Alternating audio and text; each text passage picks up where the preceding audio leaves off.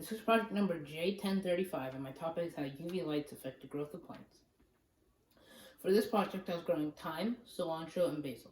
I grew the plants in a 5-week time frame. My hypothesis for this experiment was that the plants would not be able to grow to full potential during this time period. My plants were my dependent variable, the lights were the independent variable, and the water and the UV lights were the controlled variables, and the sample size was 3 packets of each type of plant. As my experiment showed, I was proved wrong. All plants grew to their full potential. Something that I did not know before I started the project was that when you are growing plants with UV lights, the act of photosynthesis actually happens quicker. This is because whenever the plants are under high photosynthetic active radiation, it makes photosynthesis happen quicker. There are 2 types of UV radiation, UVA and UVB. UV ray A's sink deep into the skin and are the cause of dark spots, fine lines, uneven skin tone, and wrinkles. We know how great it feels to soak up that warm, soothing vitamin D within reason, of course. But if you're not careful, it can also cause signs of premature aging.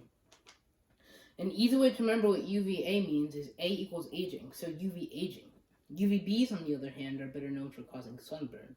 These rays skin the surface of your skin and leave behind an uncomfortable sunburn. An easy way to remember what UVB means is B equals burn, so UV burn. This can cause skin cancer, and 1 in 5 Americans will get it in their lifetime. Both UVA rays and UVB rays can cause skin cancer. A common trend that I found in my data is that all the plants grew on a very common trend.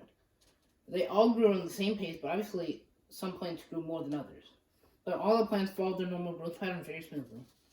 But there was something very weird that had occurred during the experiment. One of my thyme plants simply did not grow at all, which is shown on this top graph up here. I found this very weird because all my other plants were growing smoothly. Unfortunately, I never found out why this occurred. Now, of course, there's some history behind UV lights because we had to figure out how it started somehow. UV radiation was first discovered by German physicist Johann Wilhelm Ritter when he figured out that an invisible ray darkened silver chloride soaked paper quicker than violet light. Although it's taken a long time for the technology to become widely adopted, UV has been around for a long time. In 1877, the germicidal properties of sunlight were discovered, and it was only a matter of time before people tried to apply this knowledge for practical use.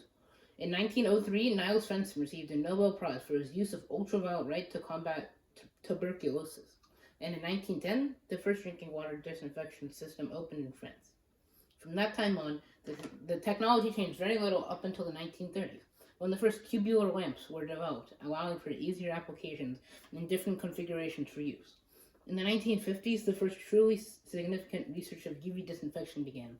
By the 1960s, UV disinfection was becoming more widely used in commercial applications and was creeping to the residential market. So overall, my project went very well. Most of the plants grew to their full potential, except for the one thyme plant that I mentioned earlier. I'm going to try to figure out why this happened because it's very odd, and I looked up everywhere and I couldn't figure out what had happened. Thank you for my time.